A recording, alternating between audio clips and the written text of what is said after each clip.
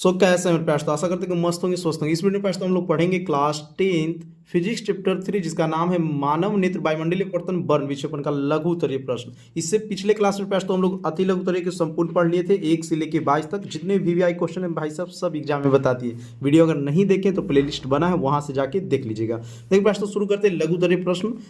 First number question है कि आग की असमंजन क्षमता का क्या तात्पर्य है। ठीक है भाई साहब, चलिए तो जान लेते हैं पास तो आग की असमंजन क्षमता के क्या तात्पर्य है।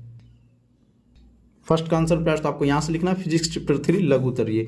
देखिए भाई साहब, आंख द्वारा अपनी सिलियरी पेशियों को तनाव को घटा बढ़ाकर अपने लेंस की फोकस दूरी को बदलकर या दूर या निकट की वस्तु को साफ साफ देखने की क्षमता को ही असमंजन क्षमता कहते हैं। आंख द्वारा पास तो जो सिलियरी होती है ना, वो सिलियरी पेशियां को तनाव घटा बढ़ाकर अपने लेंस की फोकस दूरी को बदलकर दूर या निकट की वस्तु को साफ साफ देखने की क्षमता को ही असमंजन क्षमता कहते हैं। तो प्रयास तो यहाँ से आपको यहाँ तक लिखना है अच्छा से, और इस बार प्रयास तो आपको अच्छे हेड राइटिंग देखने के लिए मिलेगा और वीडियो की क्वालिटी बढ़िया होगा जी। चलिए प्रयास तो नेक्स्ट क्वेश्चन, सेकेंड नंबर।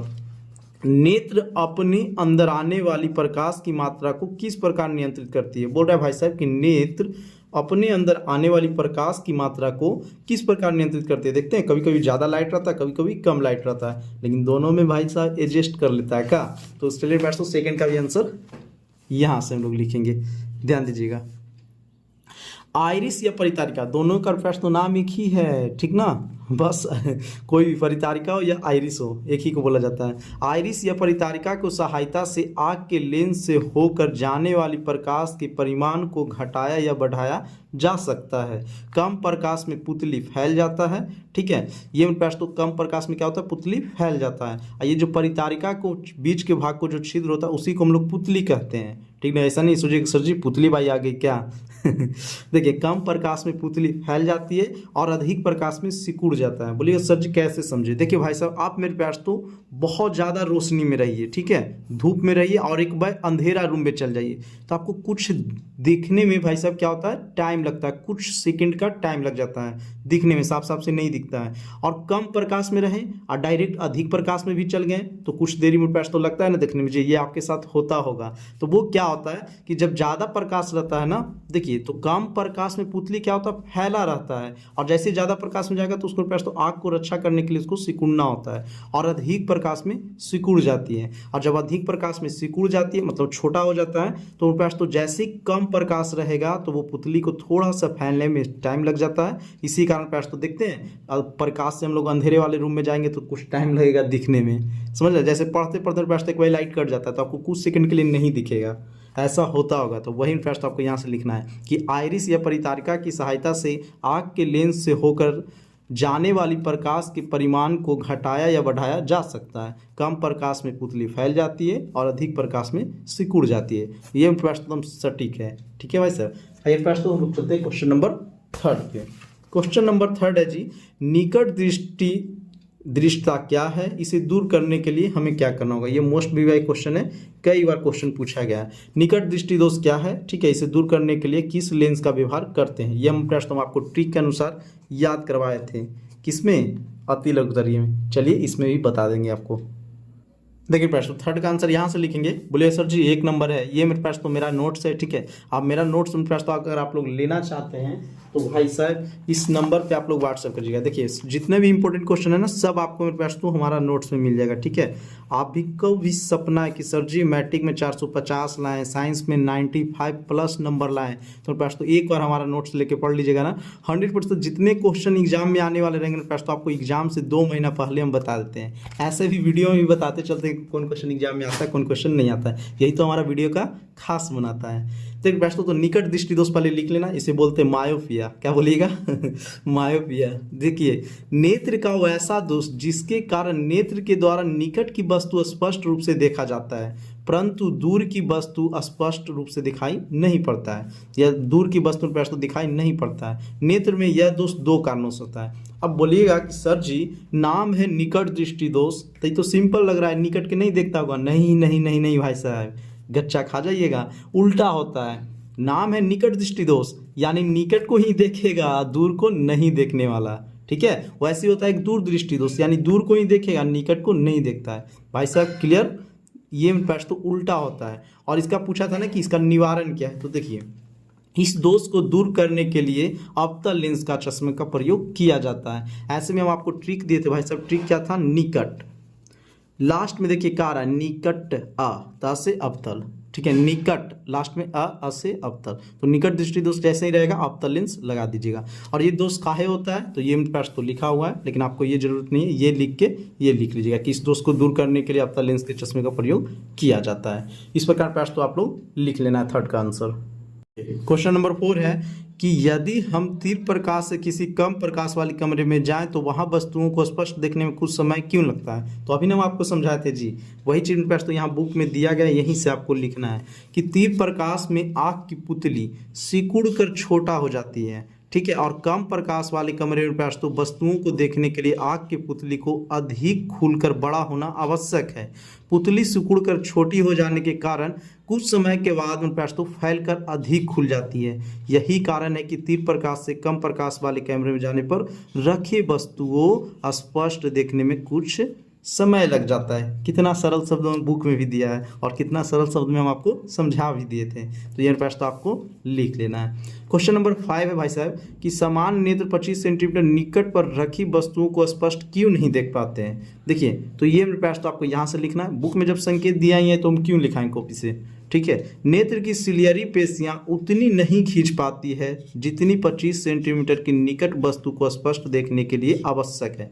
आप मेरे पास तो इसको उठाइए और अपने आँख पे ले जाइए, जैसे जैसे आपके करीब जाएगा ना आपको नहीं दिखेगा तो न्यूनतम बिंदु बताए थे ना ट्रिक से कि सामान्य नेत्र का न्यूनतम बिंदु कितना होता है 25 सेंटीमीटर, और दूर बिंदु में प्रश्न तो अनंत होता है, ठीक है। चलिए क्वेश्चन नंबर 6, दृष्टि दोष क्या है या कितने प्रकार के होते हैं? क्वेश्चन भाई साहब इतने इंपॉर्टेंट ये क्वेश्चन है, एग्जाम में बिहार बोर्ड के द्वारा कम से कम 4 बार पूछा गया है, और ये कभी कभी जानते हैं 4 से 5 नंबर वाला में क्वेश्चन आ जाता है सबको लिखना भी रहता है, लेकिन ये तो मेरे प्रश्न हम लोग का क्या है, लघु उत्तरीय है, ठीक है। तो हम आपको बता देते हैं दृष्टि दोष क्या है, ये कितने प्रकार के होते हैं, क्योंकि देखिए इसका प्रश्न साथियों दीर्घ दृष्टि में भी दिया गया है, यानी दीर्घ उत्तरीय प्रश्न में भी दिया गया है।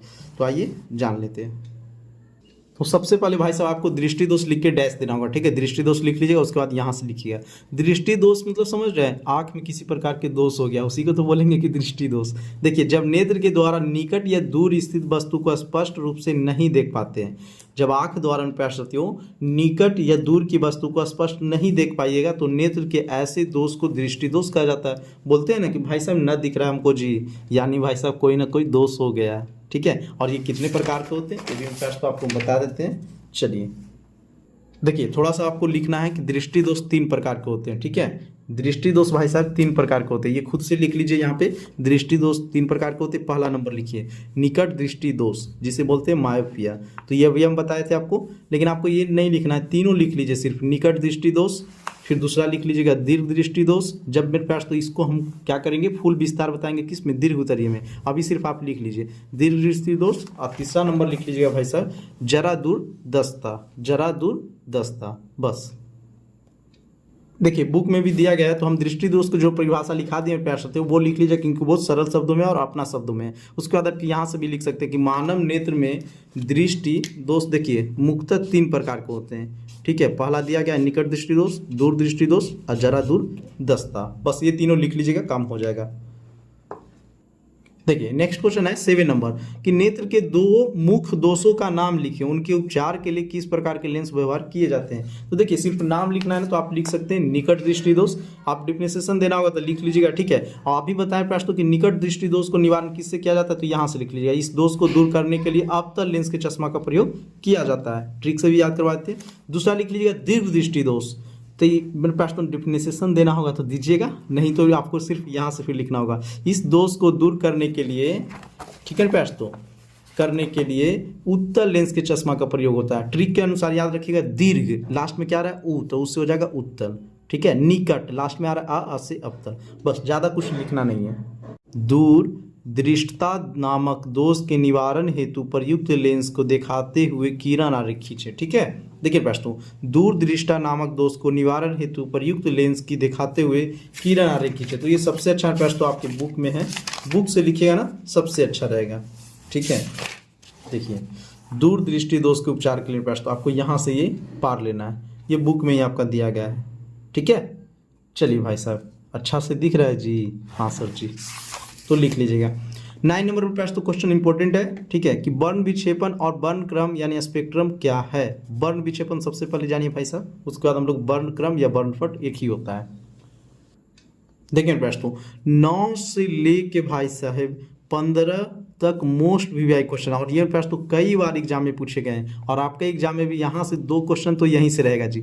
4 को तो फिजिक्स में लिखना ही रहता है, टोटल क्वेश्चन 8 को तो यही करता है लघु उत्तर, या 2 प्रश्न आपको यहीं से मिल जाएगा, और क्या चाहिए आपको। तो चलिए सबसे पहले हम लोग वर्ण विक्षेपण के बारे में जान लेते हैं। प्रश्न तो देखिए, प्रकाश का वर्ण विक्षेपण या वर्ण विक्षेपण दोनों तो एक ही हुआ, तो आपको यहाँ से लिखना है, जब श्वेत प्रकाश की किरणें किसी पारदर्शक माध्यम से गुजरने के बाद 7 वर्णों की रंगीन पट्टी के रूप में विभक्त हो जाती है, तो इस घटना को प्रकाश का वर्ण विक्षेपण कहते हैं। तो प्रश्न, जब श्वेत प्रकाश की किरणें किसी पारदर्शक माध्यम से गुजरने के बाद 7 वर्णों की रंगीन पट्टी के रूप में विभक्त हो जाती है, तो इसी घटना को ही प्रकाश का वर्ण विक्षेपण कहते हैं। इसी में बोला गया था प्रश्न, तो देखिए यहाँ पे कि वर्ण क्रम क्या है, तो उसे भी जान लेते हैं। देखिए वर्णक्रम या वर्णपट लिखिएगा, 7 वर्णों की रंगीन पट्टी, वर्णों है ठीक है ना, 7 वर्णों की रंगीन पट्टी को वर्णपट कहा जाता है। सारा इंपॉर्टेंट क्वेश्चन आ रहा है नोट्स में, चिंता ना कीजिए। मेरे पास तो अगर वीडियो आपको अच्छा लग रहा है ना, तो सब्सक्राइब करके जुड़ जाइए भाई साहब, क्योंकि ये चैनल आपको अपना मंजिल दिलाएगी। ठीक है, जो मेरे पास तो आपका सपना है टॉपर का 450 का, आपका स्वीकार होगा, बस जुड़े रहिए। सब्सक्राइब करने में पैसे भी नहीं लगते हैं, आपको फायदा हो जाएगा जी। एग्जाम से हर एक क्वेश्चन पढ़ने में प्रयास तो वायरल होता है, जो हमारे चैनल पे आ जाते हैं, सेम टू सेम आपको एग्जाम में मिल जाएगा। आगे देखिए 10 नंबर, तारे क्यों टिमटिमाते हो, कई बार एग्जाम में पूछा गया है। चलिए प्रश्न तो इसका भी जान लेते हैं जी। देखिए प्रश्न तो यहाँ से आपको लिखना है, ठीक ना, ये थोड़ा सा बड़ा जाएगा लेकिन आप समझ जाइएगा बहुत जल्दी ही।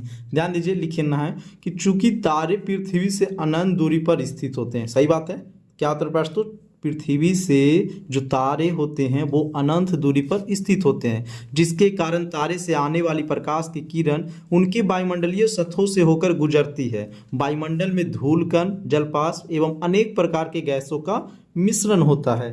ये भी प्रश्न आपको रट लेना है कि हमारे वायुमंडल में अनेक प्रकार के धूलकण, जलपाश, गैसों का मिश्रण होता है। देखिए उसके बाद आपको यहाँ से लिखना है, मिश्रण होता है तथा वायुमंडल में कहीं गर्म हवाएं होती है तो कहीं ठंडे हवाएं होती है, जिससे वायुमंडल के सभी सतहों में प्रकाश का अपवर्तन एक समान नहीं हो पाता है, जिससे सतत रूप में प्रकाश की किरण हमारे नेत्रों पर नहीं पहुंचती। सतत के रूप में प्रश्न मतलब ऐसे नहीं पहुंच के, ठीक है, ऐसे ऐसे रुक रुक कर प्रश्न नेत्र पर नहीं पहुंचती है, इस कारण तारे टिमटिमाते प्रतीत होते हैं। ठीक है, चलिए तो आपको प्रश्न तो इस प्रकार लिख लेना, और 1-2 बार पढ़िएगा ना तो आपको याद हो जाएगा भाई साहब, ये कोई ज़्यादा हार्ड नहीं है, अपना शब्द में है। ध्यान देंगे क्वेश्चन नंबर 11, चंद्रमा और ग्रह टिमटिमाते प्रतीत नहीं होते हैं, क्यों। वाह वाह, एक प्रतीत होता है एक नहीं। चलिए प्रश्न तो देखिए, हर एक क्वेश्चन हमारा नोट्स में, ये नहीं देख लिया सर जी 17 नंबर है भाई साहब, ये मेरा नोट्स है ना जी। आपका ये कितना नंबर है, 11 नंबर है। देखिए प्रश्न तो, चंद्रमा और ग्रह तारे के सापेक्ष पृथ्वी के निकट होते हैं। ठीक है, यही तारा मेरे पास तो क्या है, बहुत दूर है, और यहाँ चंद्रमा और ग्रह की बात हो रहा है, तो तारा से क्या है, थोड़ा सा निकट होते हैं, जिससे चंद्रमा और ग्रह से आने वाली प्रकाश की किरणें सीधे वायुमंडलीय सतह में प्रवेश करता है।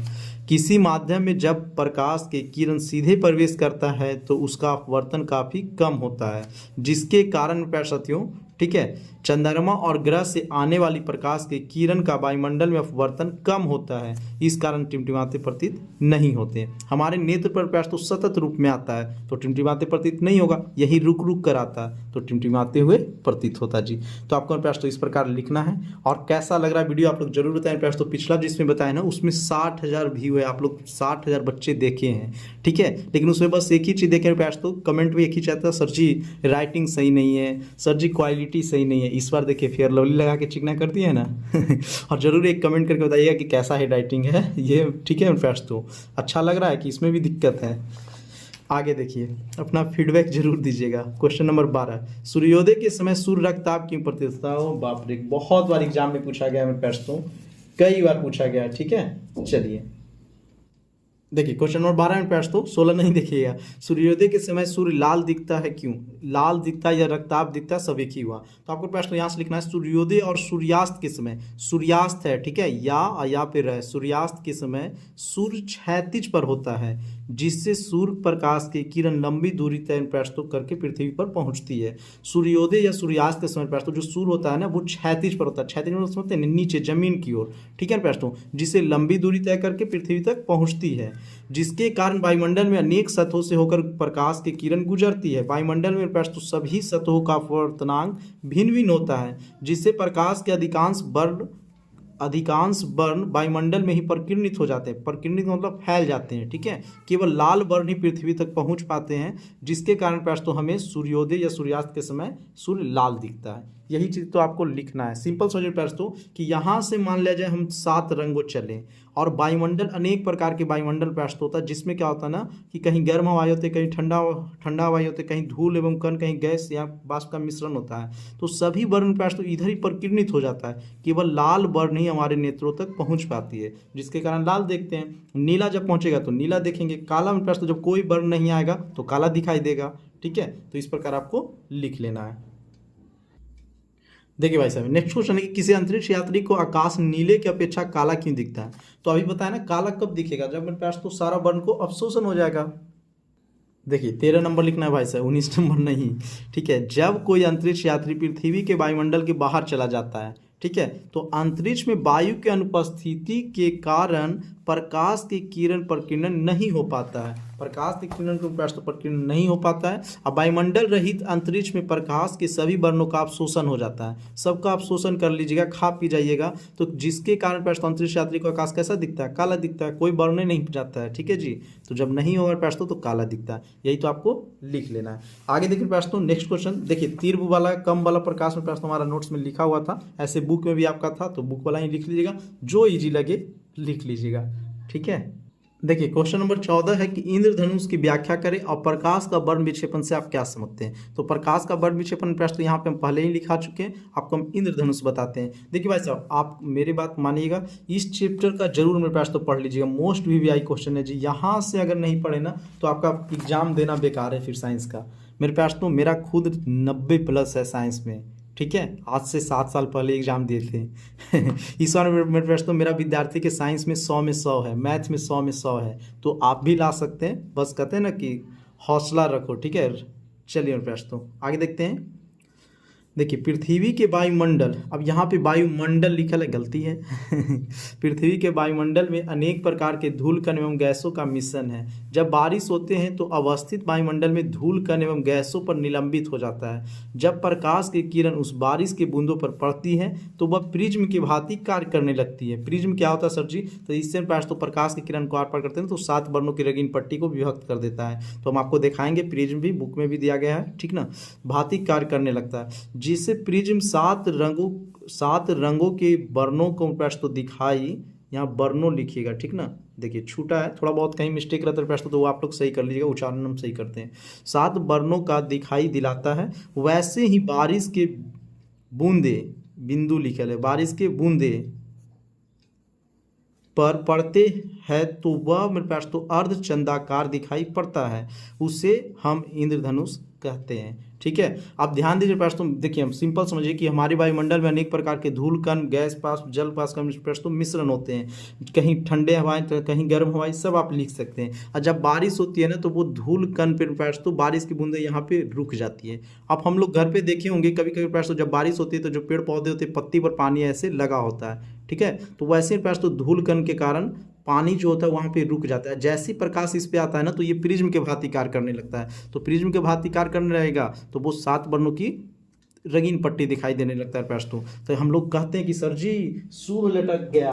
कभी देखे होंगे घर में ऐसे, जिसको रेनबो बोलते हैं, 7 कलर के आपको दिखेगा आसमान में, इसको रेनबो बोलते हैं इंग्लिश में। इसमें 7 कलर होता है। तो यही मेरे पास तो हथिया के सुढ़वा ना इंद्रधनुष है, ठीक है हम लोग क्या बोलते हैं देहात में कि हाथी के सूढ़ है लेकिन ये रेनबो होता है। और ये कब होता है पास तो बारिश के समय में। जैसे ही बारिश होती है वायुमंडल में मान लिया जाए ये धूल कण है, इस पर पास तो बारिश के बूंदे रुक गया और जैसे ही प्रकाश पड़ता है ना तो ये बन जाता है। सिंपल समझ जाइएगा।